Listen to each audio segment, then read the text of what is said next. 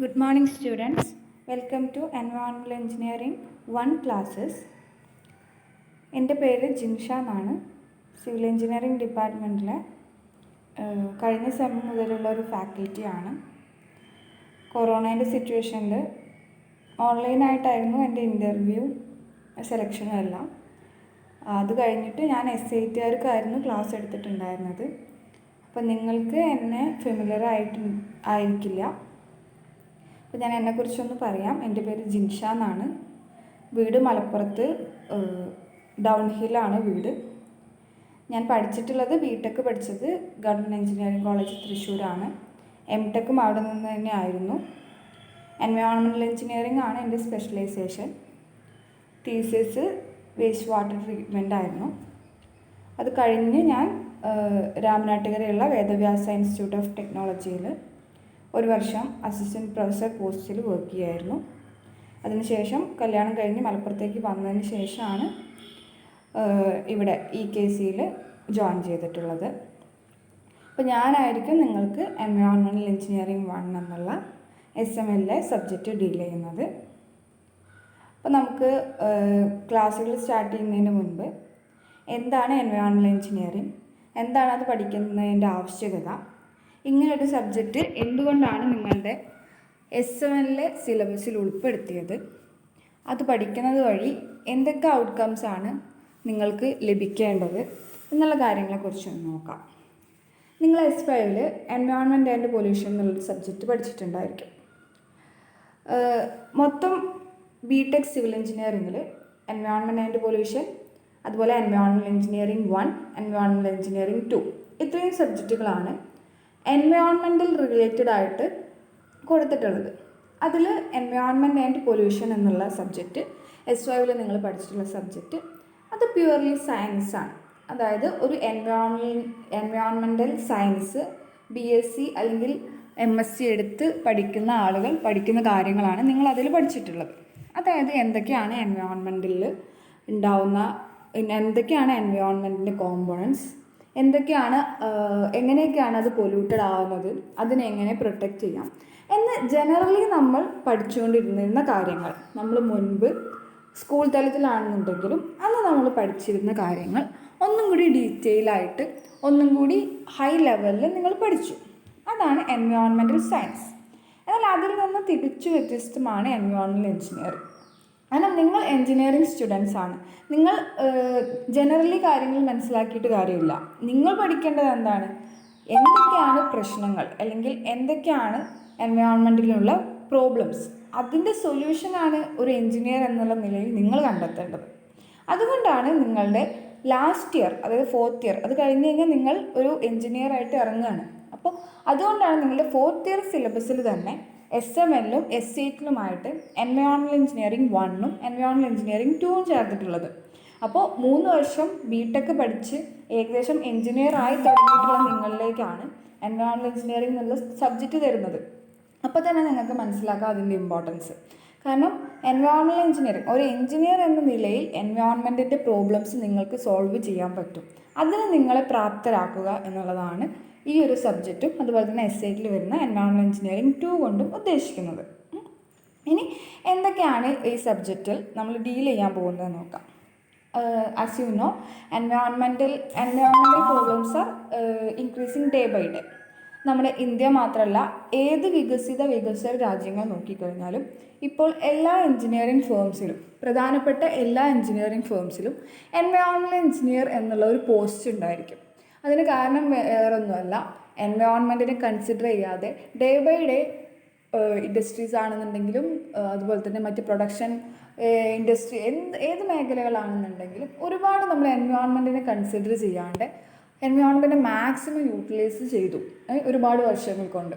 അത് കാരണം നമുക്കറിയാം ഒരുപാട് എൻവയോൺമെൻറ്റൽ പ്രശ്നങ്ങൾ, അതുപോലെ തന്നെ ഒരുപാട് ദുരന്തങ്ങൾ നമ്മൾ ഫേസ് ചെയ്യുന്നുണ്ട്. അതുകൊണ്ട് തന്നെ ഇനി അങ്ങോട്ട് എൻവയോൺമെൻറ്റിന് സസ്റ്റൈനബിൾ ആയിട്ടുള്ള രീതിയിലുള്ള ഡെവലപ്മെൻറ്റുകൾ മാത്രം മതി എന്നൊരു തീരുമാനം വേൾഡ് ഒട്ടാകെ എടുത്തിട്ടുണ്ടായിരുന്നു. അതിൻ്റെ ബേസിസിലാണ് ഇനി എന്ത് ഡെവലപ്മെൻറ്റ് നടത്തുന്ന ഇൻഡസ്ട്രി ആയിക്കോട്ടെ, എന്ത് ഫേംസ് ആയിക്കോട്ടെ, അവർക്ക് ഒരു എൻവയോൺമെൻറ്റൽ എഞ്ചിനീയറിൻ്റെ സജഷൻസ് അല്ലെങ്കിൽ അദ്ദേഹം ഉണ്ടാക്കുന്ന ഒരു റിപ്പോർട്ട്, അതായത് എൻവയോൺമെൻറ്റൽ ഇമ്പാക്റ്റ് അസസ്മെൻറ്റ് EIA എന്ന് പറയും, അതിൻ്റെ ബേസിസിൽ മാത്രമേ ഇനി ഒരു ഇൻഡസ്ട്രി അല്ലെങ്കിൽ ഒരു ഡെവലപ്മെൻറ്റ് ഫേം തുടങ്ങാൻ പാടുള്ളൂ എന്ന രീതിയിലേക്ക് നമ്മുടെ വേൾഡിൽ മൊത്തമുള്ള ഡെവലപ്പിംഗ് അല്ലെങ്കിൽ കൺസ്ട്രക്റ്റിംഗ് ഇൻഡസ്ട്രി തീരുമാനിച്ചതിൻ്റെ ഫലമായിട്ട് എല്ലാ ഫേംസിലും ഒരു എൻവയോൺമെൻറ്റൽ എഞ്ചിനീയർ ഉണ്ടായിരിക്കും. അദ്ദേഹത്തിൻ്റെ കടമ എന്ന് പറഞ്ഞിട്ടുണ്ടെങ്കിൽ ഇന്ന ഒരു ഫേം അല്ലെങ്കിൽ ഇന്ന ഒരു ഇൻഡസ്ട്രി സ്റ്റാർട്ട് ചെയ്യുമ്പോൾ എൻവയോൺമെൻറ്റിന് എന്തൊക്കെ പ്രശ്നങ്ങൾ ഉണ്ടായിരിക്കും, അതെങ്ങനെ കുറച്ചുകൊണ്ട് ഈ ഇൻഡസ്ട്രി സ്റ്റാർട്ട് ചെയ്യാം, ഇതിൽ റിസർച്ച് നടത്തി തീരുമാനങ്ങൾ കണ്ടെത്തി അതിന് പ്രകാരം ആ ഒരു ഇൻഡസ്ട്രി ഡിസൈൻ ചെയ്യുന്ന ആളാണ് എൻവയോൺമെൻറ്റൽ എഞ്ചിനീയർ. അപ്പോൾ അതിലേക്കൊക്കെ നിങ്ങളെ എത്തിക്കാൻ വേണ്ടിയിട്ടാണ് ഇത്ര ഒരു സബ്ജക്റ്റ് നിങ്ങൾക്ക് ഇതിൽ ചേർത്തിട്ടുള്ളത്. അപ്പോൾ എൻവയോൺമെൻറ്റിനെ കുറിച്ച് കൺസിഡർ ചെയ്യുമ്പോൾ നിങ്ങൾക്കറിയാം മെയിനായിട്ട് വാട്ടർ ഉണ്ട്, അത് ഗ്രൗണ്ട് വാട്ടർ ആവാം, സർഫസ് വാട്ടർ ആവാം, പിന്നെ സോയിൽ ഒരു ഇമ്പോർട്ടൻറ്റ് കോമ്പണൻ്റ് ആണ്, അതുപോലെ തന്നെ എയർ വെരി വെരി ഇമ്പോർട്ടൻ്റ് ആണ്, പിന്നെ സൗണ്ട് അതും ഇമ്പോർട്ടൻ്റ് ആണ്. ഈ 4 കോമ്പണൻസും ഇതിൻ്റെ പൊല്യൂഷൻ കൺട്രോൾ മെഷേഴ്സും എല്ലാം അടങ്ങുന്നതാണ് എൻവയോൺമെൻറ്റൽ എഞ്ചിനീയറിംഗ് എന്നുള്ള ടോപ്പിക്. അത് വാസ്റ്റ് ആയിട്ടുള്ള ഒരു ഏരിയ തന്നെയാണ്. ഇപ്പോൾ ഞാൻ പറയുകയാണെന്നുണ്ടെങ്കിൽ ഞാൻ MTech ചെയ്തുകൊണ്ടിരുന്നപ്പോൾ ഇതിൽ ഓരോന്നിനെക്കുറിച്ചും ഇതിൻ്റെ ഉള്ളിൽ തന്നെ ക്ലാസിഫിക്കേഷൻ ആ രീതിയിലായിരുന്നു നമുക്കുണ്ടായിരുന്ന സബ്ജക്റ്റുകൾ. പക്ഷേ നിങ്ങൾക്ക് നിങ്ങളുടെ സിലബസിൽ ഉൾപ്പെടുത്തിയിട്ടുള്ളത് വാട്ടർ മാത്രമാണ്. അതായത് അതിൻ്റെ വാട്ടർ സോഴ്സുകൾ, അതിൻ്റെ കോമ്പണൻസ്, അതിൻ്റെ ട്രീറ്റ്മെൻറ്റ്, അതിൻ്റെ problem solutions, pollution control measures, അതൊക്കെയാണ്. അതിൽ എൻവയോൺമെൻറ്റൽ എഞ്ചിനീയറിംഗ് 1 ഉൾപ്പെടുത്തിയിട്ടുള്ളത് ഡ്രിങ്കിങ് വാട്ടർ മാത്രമാണ്. എൻവയോൺമെൻറ്റൽ എഞ്ചിനീയറിംഗ് 2 SATലുള്ള എൻവയോൺമെൻറ്റൽ എഞ്ചിനീയറിംഗ് 2 ഉൾപ്പെടുത്തിയിട്ടുള്ളത് വേസ്റ്റ് വാട്ടറുമാണ്. അപ്പോൾ നമുക്ക് നോക്കാം എൻവയോൺമെൻറ്റൽ എഞ്ചിനീയറിംഗ് 1 എന്തൊക്കെ കാര്യങ്ങളാണ് നിങ്ങൾ പഠിക്കേണ്ടത്. ഞാൻ പറഞ്ഞു ഡ്രിങ്കിങ് വാട്ടറാണ് ഉൾപ്പെടുത്തിയിട്ടുള്ളതെന്ന്. ഡ്രിങ്കിങ് വാട്ടർ എന്ന് വെച്ചിട്ടുണ്ടെങ്കിൽ ഡ്രിങ്കിങ് വാട്ടർ സപ്ലൈ സിസ്റ്റം, അതാണ് നിങ്ങൾക്ക് എൻവയോൺമെൻറ്റൽ എഞ്ചിനീയറിംഗ് 1 പഠിക്കാനുള്ളത്. നിങ്ങൾക്ക് അറിയുന്നുണ്ടാവും പല വീടുകളിലും വാട്ടർ സപ്ലൈ സിസ്റ്റം വഴി വെള്ളം വരുന്നുണ്ട്. നമ്മുടെ വീട്ടിലുള്ള കിണറിൽ നിന്നല്ലാണ്ട് വാട്ടർ അതോറിറ്റി വഴി വീട്ടിലേക്ക് വെള്ളം സപ്ലൈ ചെയ്യുന്നുണ്ട്. നമ്മളെന്താ മുനിസിപ്പാലിറ്റി പൈപ്പ് വഴി വരുന്ന വെള്ളമാണ്, പഞ്ചായത്തിൽ നിന്ന് കിട്ടുന്ന വെള്ളമാണ്, അങ്ങനെയൊക്കെ പറയുന്ന നമ്മുടെ വെള്ളം. അത് വാട്ടർ അതോറിറ്റിക്കാർ ഒരു പബ്ലിക് വാട്ടർ സപ്ലൈ സിസ്റ്റം വഴി നമ്മുടെ വീട്ടിലേക്ക് എത്തിക്കുന്ന വെള്ളമാണ്. ആ ഒരു പബ്ലിക് വാട്ടർ സപ്ലൈ സിസ്റ്റം അതിൻ്റെ A to Z കാര്യങ്ങൾ ആദ്യം മുതൽ, അതായത് സോഴ്സിൽ നിന്ന് വെള്ളം എടുക്കുന്നത് മുതൽ നമ്മുടെ വീട്ടിലെത്തുന്ന വരെയുള്ള മുഴുവൻ കാര്യങ്ങളും, അതിൻ്റെ ഇടയിൽ എന്തൊക്കെ വരും, അതെടുക്കുന്ന ആ സോഴ്സിനെ നമുക്ക് പഠിക്കണം. ആ സോഴ്സിൽ നിന്ന് വെള്ളം എടുത്ത് കഴിഞ്ഞിട്ടുണ്ടെങ്കിൽ അതിൻ്റെ ക്വാളിറ്റി, ഡ്രിങ്കിങ് വാട്ടർ ക്വാളിറ്റി ആയിട്ട് മീറ്റ് ചെയ്യുന്നുണ്ടോ എന്നുള്ള കാര്യം നമുക്ക് ഉറപ്പ് വരുത്തണം. അപ്പോൾ അതിനുവേണ്ടി നമ്മൾ ടെസ്റ്റുകൾ ചെയ്യേണ്ടി വരും. അത് കഴിഞ്ഞിട്ട് മീറ്റ് ചെയ്യുന്നില്ല എന്നുണ്ടെങ്കിൽ ആ വെള്ളത്തിന് നമ്മൾ ട്രീറ്റ് ചെയ്യണം, ഡ്രിങ്കിങ് വാട്ടർ ക്വാളിറ്റിയിലേക്ക് എത്തിക്കണം. അപ്പോൾ ട്രീറ്റ്മെൻറ്റ് വരും. അത് കഴിഞ്ഞിട്ട് ഒരു നെറ്റ്വർക്ക് ഒരു സിസ്റ്റം ഓഫ് പൈപ്പുകൾ വഴിയാണ് നമ്മൾ വീട്ടിലേക്ക് എത്തുന്നത്. ഒരു പൈപ്പോ 2 പൈപ്പോ പോരാ, സ്റ്റോറേജ് ടാങ്കുകൾ വേണ്ടി വരും. അവിടുന്ന് വലിയ പൈപ്പുകളിൽ ആദ്യം ഒരു പോയിന്റിലേക്ക് എത്തിക്കേണ്ടി വരും. പിന്നെ അവിടുന്ന് ഒരുപാട് നെറ്റ്വർക്കുകൾ വഴി ആ ഒരു വില്ലേജിൻ്റെ അല്ലെങ്കിൽ ആ ഒരു വാട്ടർ അതോറിറ്റിൻ്റെ സപ്ലൈ സിസ്റ്റത്തിൽ വരുന്ന ഏരിയയിൽ ഉള്ള എല്ലായിടത്തേക്കും എത്തിക്കണം. അപ്പോൾ അതൊരു വലിയ പ്രോസസ്സ് തന്നെയാണ്. അല്ലെങ്കിൽ ഒരുപാട് കാൽക്കുലേഷൻസും ക്വാണ്ടിഫിക്കേഷൻസും അനാലിസിസും വേണ്ട ഒരു വലിയ പ്രോസസ്സാണ് ഈ ഡ്രിങ്കിങ് വാട്ടർ സപ്ലൈ സിസ്റ്റം എന്ന് പറയുന്നത്. അതിൻ്റെ ഓരോരോ കോമ്പണൻറ്റും നമ്മൾ ഓരോ മൊഡ്യൂളായിട്ട് പഠിക്കും. അങ്ങനെയാണ് നമ്മൾ ഈ ഒരു എൻവയോൺമെൻറ്റൽ എഞ്ചിനീയറിംഗ് 1 സബ്ജക്റ്റ് ഡീൽ ചെയ്യാൻ പോകുന്നത്. അപ്പോൾ നമുക്ക് ജനറലി അതിൻ്റെ കാര്യങ്ങളൊന്ന് നോക്കാം. കോഴ്സ് ഒബ്ജക്റ്റീവായിട്ട് പറയുന്നത് to study the significance of water resources and factors affecting the quality and quantity of water. നമ്മൾ പറഞ്ഞ പോലെ തന്നെ significance of water resources, drinking വാട്ടറിനെ കുറിച്ച് അല്ലെങ്കിൽ പ്യുവർ വാട്ടറിനെ കുറിച്ചാണ് നമ്മൾ പഠിക്കുന്നത്. അപ്പോൾ അതിന് വേണ്ടിയിട്ടുള്ള ഏതൊക്കെയാണ് വാട്ടർ സോഴ്സസ്, എന്തൊക്കെ ഫാക്ടേഴ്സാണ് അതിൻ്റെ ക്വാളിറ്റിയും ക്വാണ്ടിറ്റിയും അഫക്റ്റ് ചെയ്യുന്നതിനുള്ള കാര്യങ്ങളൊക്കെ നമുക്കറിയണം. അതുപോലെ തന്നെ to study the various types of treatment techniques adopted for a public water supply system. അതാണ് ഞാൻ പറഞ്ഞത്. ഡ്രിങ്കിങ് വാട്ടറിന് എന്തൊക്കെ ട്രീറ്റ്മെൻറ്റുകളാണ് നമ്മൾ ചെയ്യാൻ പോകുന്നത്. അതായത് നമുക്ക് സോഴ്സിൽ നിന്ന് കിട്ടുന്ന ഒരു വെള്ളം, അത് ചിലപ്പോൾ റിവറിൽ നിന്നാവാം, അല്ലെങ്കിൽ ഒരു ബോർവെല്ലിൽ നിന്നാവാം, അല്ലെങ്കിൽ ഒരു നമ്മുടെ വീട്ടിലെ തന്നെ ഒരു സാധാരണ വെല്ലിൽ നിന്നാവാം, ഓപ്പൺ വെല്ലിൽ നിന്നാവാം. അതിൽ നിന്ന് കിട്ടുന്ന വെള്ളം അത് നമുക്ക് കുടിക്കാൻ ഉതകുന്നതല്ല. നമുക്ക് കുടിക്കാൻ വേണ്ട വെള്ളത്തിന് ഒരുപാട് ക്വാളിറ്റി പാരാമീറ്റേഴ്സ് ഉണ്ട്, അതും നമ്മൾ പഠിക്കും. ആസ് പെർ WHO, അതുപോലെ തന്നെ IS കോഡ് 10500/2000, അതാണ് നമ്മുടെ ഡ്രിങ്കിങ് വാട്ടറിൻ്റെ കോഡ്. അത് പ്രകാരം ഡ്രിങ്കിങ് വാട്ടറിന് ഇന്ന ക്വാളിറ്റീസ് വേണമെന്നുണ്ട്. ഇപ്പോൾ ക്ലോറൈഡ് 250 കുറവായിരിക്കണം, അതുപോലെ തന്നെ BOD 0 ആയിരിക്കണം, കോളിഫോം 0 ആയിരിക്കണം. അങ്ങനെ അതൊക്കെ നമ്മൾ പഠിക്കും, ഞാൻ ജസ്റ്റ് പറയാണ്. അങ്ങനെ ഒരുപാട് കാര്യങ്ങളുണ്ട്. ആ ക്വാളിറ്റീസ് മീറ്റ് ചെയ്യുന്നുണ്ടെങ്കിൽ മാത്രമേ നമുക്കത് കുടിക്കാൻ പാടുള്ളൂ. അല്ലെങ്കിൽ അത് നമ്മുടെ ബോഡിക്ക് ദോഷമാണ്, അല്ലെങ്കിൽ അസുഖങ്ങൾ വരാനൊക്കെ കാരണമാവും. അപ്പോൾ നമുക്ക് ഇപ്പോൾ വാട്ടർ അതോറിറ്റിക്കാരാണെന്നുണ്ടെങ്കിൽ അവരൊരു വെള്ളം നമുക്ക് വെറുതെ അങ്ങ് സപ്ലൈ ചെയ്യില്ല. അവരതെടുത്ത് അതിനെ അനലൈസ് ചെയ്ത് ഡ്രിങ്കിങ് വാട്ടർ ക്വാളിറ്റീസ് മീറ്റ് ചെയ്യുന്നുണ്ടോ നോക്കും. ഇല്ല എന്നുണ്ടെങ്കിൽ അവരത് ട്രീറ്റ് ചെയ്യും. അപ്പം അങ്ങനെ ഡ്രിങ്കിങ് വാട്ടറിനെ ട്രീറ്റ് ചെയ്യാൻ എന്തൊക്കെ ടെക്നിക്കുകൾ ആവശ്യമുണ്ട്, അതാണ് നിങ്ങൾക്ക് ലഭിക്കേണ്ട അതിനെക്കുറിച്ചുള്ള ഒരു അവലംബം, അല്ലെങ്കിൽ അതിനെക്കുറിച്ചുള്ള ഒരു അവബോധവും. ആ ട്രീറ്റ്മെൻറ്റുകൾ എങ്ങനെ നടക്കുന്നു, അതുപോലെ തന്നെ ട്രീറ്റ്മെൻറ്റ് സെറ്റപ്പുകൾ, ഇപ്പോൾ സെഡിമെൻറ്റേഷൻ ടാങ്ക് ആവാം, അല്ലെങ്കിൽ സെക്കൻഡറി ട്രീറ്റ്മെൻറ്റിന് ഉപയോഗിക്കുന്ന ആക്ടിവേറ്റഡ് സ്ലഡ്ജ് പ്രോസസ്സ് ആവാം. അതൊക്കെ എങ്ങനെ ഡിസൈൻ ചെയ്യും. നമ്മളൊരു ബിൽഡിംഗ് ഡിസൈൻ ചെയ്യുന്ന പോലെ തന്നെ ഇമ്പോർട്ടൻ്റ് ആണ് ഒരു waste water treatment system design ചെയ്യുക എന്നുള്ളത്. അതിലുള്ള ഓരോ യൂണിറ്റുകളും എത്ര ലെങ്ത്ത് വേണം, എത്ര ബ്രെഡ്ത്ത് വേണം, അതിലെന്തൊക്കെ മീഡിയാസ്, അതായത് എന്തൊക്കെ ഫിൽട്ടർ മീഡിയാസ് യൂസ് ചെയ്യണം, അതിൻ്റെ കോയിലിൻ്റെ ക്വാണ്ടിറ്റി, അങ്ങനത്തെ കാര്യങ്ങളൊക്കെ ഡിസൈൻ ചെയ്യാൻ നമ്മൾ പഠിക്കണം. അപ്പോൾ ട്രീറ്റ്മെൻറ്റ് സിസ്റ്റത്തിനെ കുറിച്ചുള്ള അവബോധവും അതിൻ്റെ ഡിസൈനും അത് നിങ്ങൾക്ക് മനസ്സിലാക്കി തരിക എന്നുള്ളതാണ് ഈ കോഴ്സിൻ്റെ സെക്കൻഡ് ഒബ്ജക്റ്റീവ്. ഇനി സിലബസ് നമ്മളൊന്ന് ചുരുക്കി പറയുകയാണെന്നുണ്ടെങ്കിൽ water sources, demand factors, quantity estimation, population forecasting, quality of water, water treatment, physical methods, chemical methods, design of sedimentation tank, floculator, design of floculator, അതുപോലെ തന്നെ clarifloculator, filters, membrane treatment technique, disinfection methods, distribution of water, pumps, Hardy-Cross method of analysis of network. അങ്ങനെയാണ് നമുക്ക് ഓരോ സിലബസിനെ കുറിച്ച് പറയുമ്പോൾ detail ആയിട്ട് പറയാം. ആകെ ഒരു മൊത്തത്തിൽ ഇത്രയും ടോപ്പിക്കുകളെ കുറിച്ചൊരു അവബോധം ഉണ്ടായിരിക്കണം. ഇനി എന്താണ് ഈ ഒരു സബ്ജക്റ്റ് പഠിക്കുന്നത് വഴി നിങ്ങളിൽ നിന്ന് എക്സ്പെക്റ്റ് ചെയ്യുന്ന outcomes? Become aware of the various pollutants affecting the water quality. അതെ, ഡ്രിങ്കിങ് വാട്ടറിനെ അഫക്റ്റ് ചെയ്യുന്ന പൊല്യൂട്ടൻസ് എന്തൊക്കെയാണ്? Know about the different treatment units available in A water treatment plant and their design procedures. അതാണ് മെയിനായിട്ട്. Environmental engineering ആണ്, environmental science അല്ല. അപ്പോൾ as an engineer നിങ്ങളിൽ നിന്ന് കിട്ടേണ്ട ഔട്ട്കം എന്ന് വെച്ചിട്ടുണ്ടെങ്കിൽ എന്തൊക്കെയാണ് ഡ്രിങ്കിങ് വാട്ടറിനെ ട്രീറ്റ് ചെയ്യാൻ യൂസ് ചെയ്യുന്ന ട്രീറ്റ്മെൻറ്റ് യൂണിറ്റുകൾ എന്നുള്ളത് പഠിച്ചിട്ട് അത് ഡിസൈൻ ചെയ്യാൻ വേണ്ടിയിട്ട് നിങ്ങൾക്ക് കഴിയണം. അതാണ് മെയിനായിട്ട് ഈ ഒരു സബ്ജക്റ്റിൻ്റെ ഔട്ട്കം. ഇനി നമുക്ക് ടെക്സ്റ്റ് ബുക്കുകൾ പറയുകയാണെന്നുണ്ടെങ്കിൽ ഒരുപാട് ടെക്സ്റ്റ് ബുക്കുകളും റെഫറൻസ് ടെക്സ്റ്റുകളും ഉണ്ട്. അതിൽ നമ്മൾ കാലങ്ങളായിട്ട് അതായത് ഈ എൻവയോൺമെൻറ്റൽ എഞ്ചിനീയറിംഗ് 1 എന്നുള്ള സബ്ജക്റ്റ് സിവിൽ എഞ്ചിനീയറിംഗിൽ ഉൾപ്പെടുത്തിയത് മുതൽ നമ്മൾ ഫോളോ ചെയ്തു പോകുന്ന ബുക്ക് എന്ന് പറഞ്ഞിട്ടുണ്ടെങ്കിൽ SK ഗാർഗിൻ്റെ water supply engineering, Khanna publishers 2010 text ബുക്കിൽ 5ാമതായിട്ട് കാണുന്ന ടെക്സ്റ്റ്. അതാണ് നമ്മൾ യൂസ് ചെയ്യുന്നത്.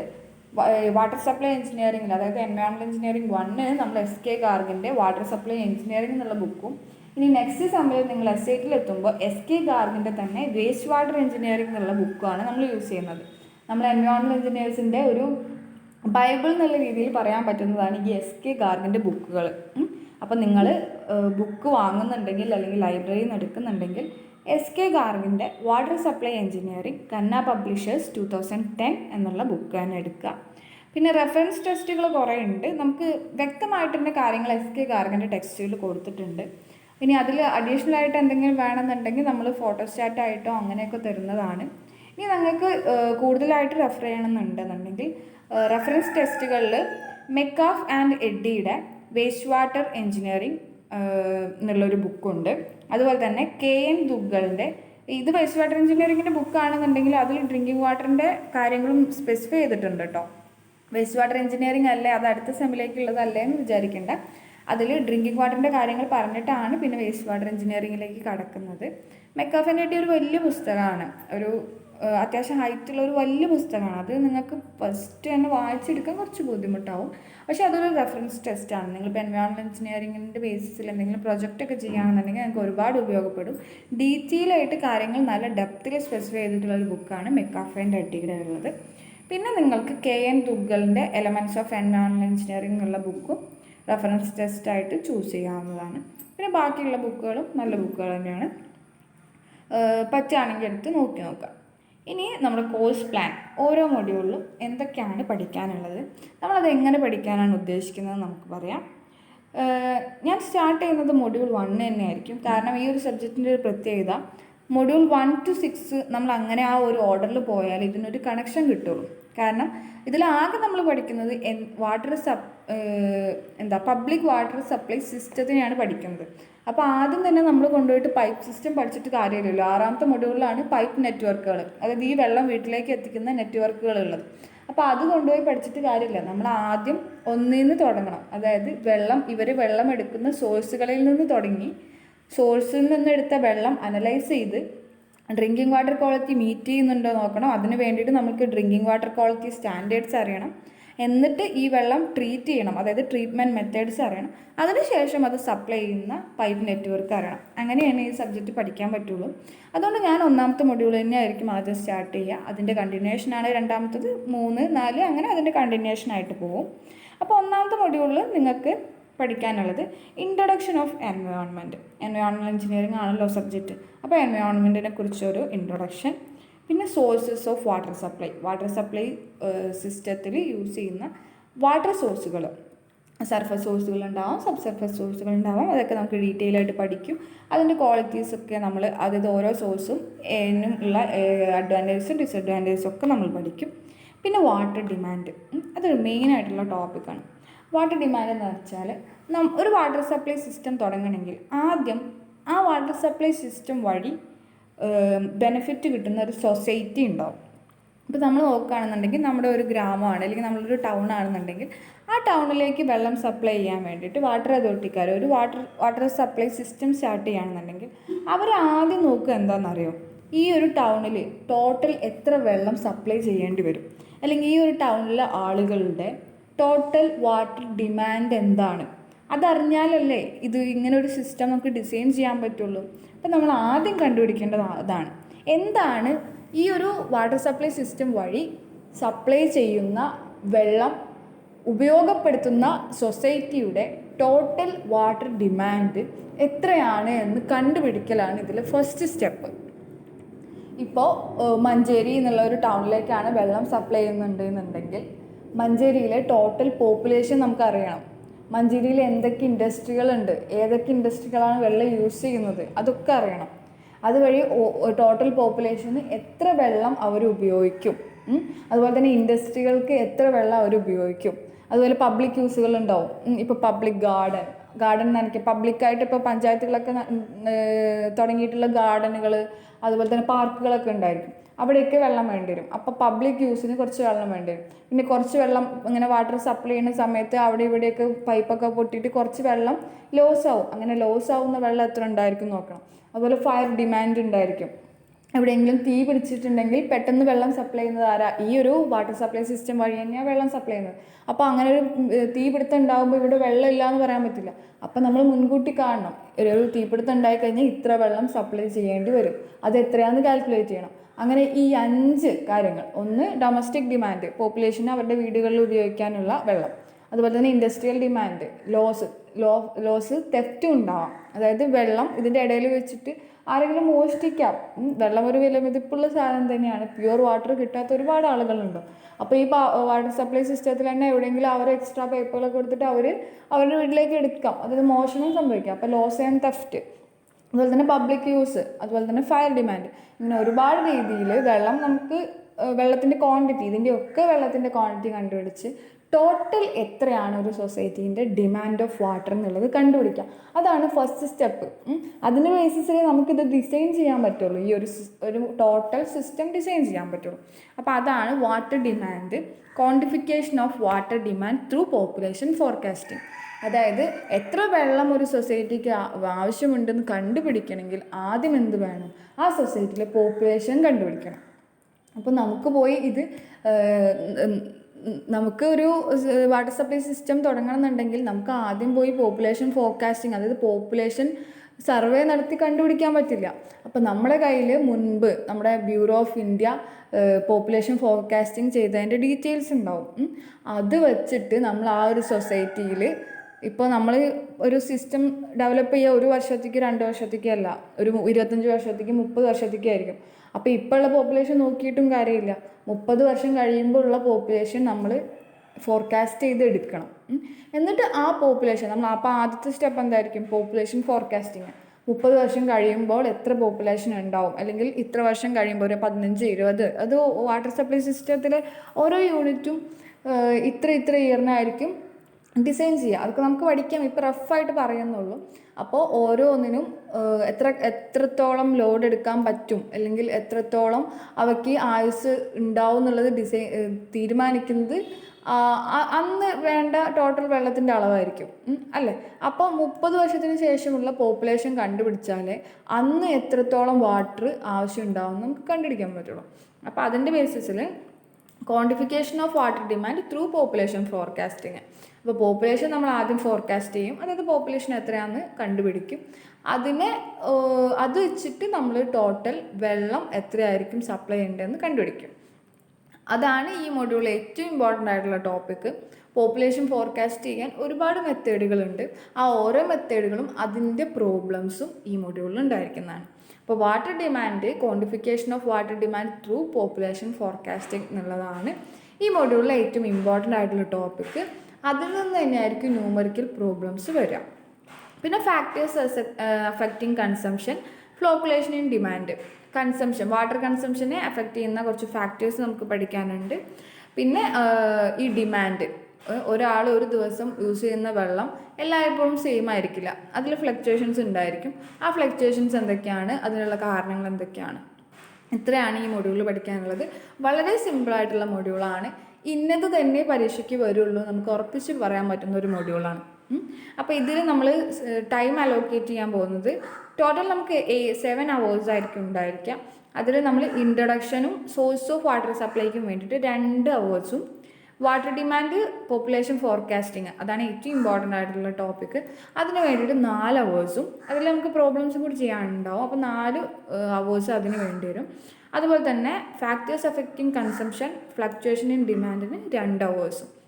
അങ്ങനെയായിരിക്കും നമ്മൾ ഈ മൊഡ്യൂളിൻ്റെ ടോട്ടൽ 7 hours ഡിസ്ട്രിബ്യൂട്ട് ചെയ്യുക. അപ്പോൾ നമുക്ക് വളരെ ഇൻട്രസ്റ്റിംഗ് ആയിട്ടുള്ളൊരു മൊഡ്യൂളാണ്. നമുക്കത് മനസ്സിലാക്കി തന്നെ പഠിച്ചു പോകണം. പിന്നെ ഉള്ളത് സെക്കൻഡ് മൊഡ്യൂളിൽ, നമുക്ക് സെക്കൻഡ് മൊഡ്യൂൾ സ്റ്റാർട്ട് ചെയ്യുമ്പം ഡീറ്റെയിൽ ആയിട്ട് പറയാം. ഇപ്പോൾ ബ്രീഫായിട്ട് എന്തൊക്കെയാണ് അതിൽ ഉണ്ടായിരിക്കുക എന്നുള്ളതൊന്ന് പറഞ്ഞുതരാം. ടൈപ്സ് ഓഫ് ഇൻടേക്ക് എന്ന് വെച്ചിട്ടുണ്ടെങ്കിൽ നമ്മൾ വെള്ളം എടുക്കുന്ന സോഴ്സ്, ഇൻടേക്കുകൾ, വാട്ടർ സപ്ലൈ സിസ്റ്റത്തിലേക്ക് വെള്ളം എടുക്കുന്ന സോഴ്സുകൾ, അതാണ് ഇൻടേക്കുകൾ. ആ ഇൻടേക്കിൽ നിന്ന് വെള്ളം കൊണ്ടുപോകുന്ന കൺവേയേഴ്സ്, വെള്ളം പമ്പ് ചെയ്യാൻ വേണ്ടിയിട്ട് യൂസ് ചെയ്യുന്ന പമ്പുകൾ, അതിൻ്റെ location of pumping stations locate ചെയ്യുമ്പോൾ ശ്രദ്ധിക്കേണ്ട കാര്യങ്ങൾ, അതുപോലെ തന്നെ ക്വാളിറ്റി ഓഫ് വാട്ടറിൻ്റെ ചെക്കിങ്. അതായത് നമുക്ക് ആദ്യം ഇത് ഡ്രിങ്കിങ് വാട്ടറിൻ്റെ ക്വാളിറ്റി ആയിട്ട് മീറ്റ് ചെയ്യണമെന്ന് അറിയണമെങ്കിൽ ആദ്യം ഇതിൻ്റെ വെള്ളം അനലൈസ് ചെയ്യണം, ഓരോ പാരാമീറ്ററും അനലൈസ് ചെയ്യണം. അത് ഏതൊക്കെയാണ് അനലൈസിങ് പാരാമീറ്റേഴ്സ്? പിന്നെ ഡ്രിങ്കിങ് വാട്ടർ സ്റ്റാൻഡേർഡ്, അതായത് ഞാൻ പറഞ്ഞു WHO, വേൾഡ് ഹെൽത്ത് ഓർഗനൈസേഷൻ്റെ സ്റ്റാൻഡേർഡുകളുണ്ട്. നമ്മൾ ഇന്ത്യയിൽ ഫോളോ ചെയ്യുന്നത് ഇന്ത്യൻ സ്റ്റാൻഡേർഡ് 10500/2000 എന്നുള്ളത് നമ്മൾ ഡ്രിങ്കിങ് വാട്ടറിൻ്റെ സ്റ്റാൻഡേർഡ്, IS സ്റ്റാൻഡേർഡാണ്. അതിൽ പറയുന്ന ഡ്രിങ്കിങ് വാട്ടർ സ്റ്റാൻഡേർഡ്സ് എന്തൊക്കെയാണ് അതിൻ്റെ വാല്യൂസ്, ഇന്നതിൽ കൂടാൻ പാടില്ല, ഇന്നതിൽ കുറയാൻ പാടില്ല എന്നൊക്കെ പറയുന്നത് എന്താണെന്നുള്ള ആ സ്റ്റാൻഡേർഡ്സ് നമുക്ക് നോക്കണം. അതുപോലെ തന്നെ ഡ്രിങ്കിങ് വാട്ടറിൻ്റെ ഓരോ പാരാമീറ്ററും അനലൈസ് ചെയ്യണം. അതിൽ ഫിസിക്കൽ പാരാമീറ്റേഴ്സ് ഉണ്ടാവും, കെമിക്കൽ പാരാമീറ്റേഴ്സ് ഉണ്ടാവും, ബയോളജിക്കൽ പാരാമീറ്റേഴ്സ് ഉണ്ടായിരിക്കും. അത് ഏതൊക്കെയാണെന്ന് നോക്കിയിട്ട് അതിൻ്റെ അനലൈസിങ് മെത്തേഡും കൂടി നമ്മൾ പഠിക്കുന്നത് സെക്കൻഡ് മൊഡ്യൂളിലാണ്. ഇനി തേർഡ് മൊഡ്യൂൾ മുതലാണ് ട്രീറ്റ്മെൻറ്റ് മെത്തേഡ്സ് സ്റ്റാർട്ട് ചെയ്യുന്നത്. അതിൽ തേർഡ് മൊഡ്യൂളിൽ theory and principle of sedimentation tank, sedimentation പഠിക്കും. അതിനെ ബേസ് ചെയ്തിട്ടുള്ള സ്റ്റോക്സ് ലോ, പിന്നെ ടൈപ്പ് ഓഫ് സെറ്റിലിംഗ്, ടൈപ്പ് 1 ഉണ്ട്, ടൈപ്പ് 2 ഉണ്ട്. പിന്നെ coagulation, flocculation, design of sedimentation tank, clariflocculator, അതിൻ്റെ ഡിസൈൻ വരുന്ന പ്രോബ്ലംസ്. പിന്നെ ഫോർത്ത് മൊഡ്യൂളിൽ ഫിൽട്രേഷനാണ് പഠിക്കുക. Types of filters, working and design of rapid and slow sand filters, loss of head in filters, pressure filters. ഓരോ types of filters തന്നെയാണ് ആ മൊഡ്യൂളിൽ മുഴുവനായിട്ടും വരുന്നത്. അതിൻ്റെ ഡിസൈൻ ഉണ്ടായിരിക്കും, ഡിസൈൻ പ്രോബ്ലംസ് ആയിരിക്കും. പിന്നെ അഞ്ചാമത്തെ മൊഡ്യൂളിൽ disinfection of water, disinfection use ചെയ്യുന്ന മെത്തേഡ്സ്, ക്ലോറിനേഷൻ, അതിൻ്റെ ടൈപ്പുകൾ, factors affecting chlorination, chlorine demand എന്താണ്, പിന്നെ some miscellaneous treatment, ion exchange, അത് ഹാർഡ്നെസ് കളയാൻ വേണ്ടിയിട്ടുള്ള മെത്തേഡുകളാണ്. Ion exchange method, lime soda process, electrodialysis, പിന്നെ colour, taste and odour removal, അതുപോലെ തന്നെ അഡ്സോർപ്ഷൻ, എയറേഷൻ, ഫ്ലൂറിഡേഷൻ, ഡിഫ്ലൂറിഡേഷൻ, അങ്ങനെ മിസലേനിയസ് ട്രീറ്റ്മെൻറ്റ്. അത് എല്ലാ വാട്ടർ സോഴ്സുകൾക്കും വേണ്ടി വരില്ല, എന്നാൽ ചില വാട്ടർ സോഴ്സുകൾക്ക് വേണ്ടി വരും. അതുകൊണ്ടാണ് അത് സെലക്റ്റീവാണ്. അതുകൊണ്ടാണ് അതിനെ മിസലേനിയസ് എന്ന് പറയുന്നത്. എല്ലാ ഡ്രിങ്കിങ് വാട്ടർ സോഴ്സുകളിൽ നിന്ന് എടുത്ത വെള്ളത്തിനും അത് വേണ്ടി വരില്ല. എന്നാലും ചിലതിന്, ഇപ്പോൾ ഫ്ലൂറൈഡ് ഉള്ള വാട്ടർ ആണെന്നുണ്ടെങ്കിൽ ഫ്ലൂറൈഡിനെ വിത്തിൻ ലിമിറ്റിലേക്ക് നമ്മൾ മാറ്റണം. അപ്പോൾ ഡിഫ്ലൂറിഡേഷൻ ചെയ്യേണ്ടി വരും. ഇനി കളർ, ടേസ്റ്റ്, ഓർഡർ ഉള്ള വെള്ളമാണെന്നുണ്ടെങ്കിൽ അത് റിമൂവ് ചെയ്യേണ്ട ട്രീറ്റ്മെൻറ്റ് വേണ്ടി വരും. അപ്പോൾ അത്തരത്തിലുള്ള ട്രീറ്റ്മെൻറ്റുകളാണ് നമ്മൾ മിസ്ലേനിയസ് ട്രീറ്റ്മെൻറ്റ് എന്ന് പറയുന്നത്. അത് നമ്മൾ 5th മൊഡ്യൂളിൽ പഠിക്കും. ലാസ്റ്റ് മൊഡ്യൂളിലാണ് നമ്മൾ ട്രീറ്റ്മെൻറ്റ് എല്ലാം കഴിഞ്ഞ വെള്ളത്തിനെ നമ്മളെ വീടുകളിലേക്ക് എത്തിക്കുന്നതിന് ആവശ്യമായിട്ടുള്ള ഡിസ്ട്രിബ്യൂഷൻ നെറ്റ്വർക്ക്, പൈപ്പ് നെറ്റ്വർക്ക്, അതിൻ്റെ ലേഔട്ടിനെ കുറിച്ചും ആ ലേഔട്ട് എങ്ങനെയാണ് സെറ്റ് ചെയ്യുന്നത്, എങ്ങനെയാണ് അതിൻ്റെ മെത്തേഡ് ഓഫ് ഡിസ്ട്രിബ്യൂഷൻ, അതിനുവേണ്ടി യൂസ് ചെയ്യുന്ന ഒരു മെയിൻ ആയിട്ടുള്ള മെത്തേഡാണ് Hardy Cross method. Hardy Cross method വഴി എങ്ങനെയാണ് ഈ ഒരു പൈപ്പ് നെറ്റ്വർക്ക് സെറ്റ് ചെയ്യുന്നത് എന്നുള്ളത് പഠിക്കും. ഇക്വാലൻ്റ് പൈപ്പ് മെത്തേഡ് എന്നുള്ളൊരു മെത്തേഡും കൂടി നമ്മൾ പ്രൊപ്പോസ് ചെയ്യും. അതുവഴി എങ്ങനെയാണ് നെറ്റ്വർക്ക് സിസ്റ്റം ഡിസൈൻ ചെയ്യാമെന്ന് പഠിക്കും. പിന്നെ പൈപ്പ് അപ്പർട്ടനൻസസ്, അതായത് ഈ പൈപ്പ് നെറ്റ്വർക്കിൽ യൂസ് ചെയ്യുന്ന ചെറിയ ചെറിയ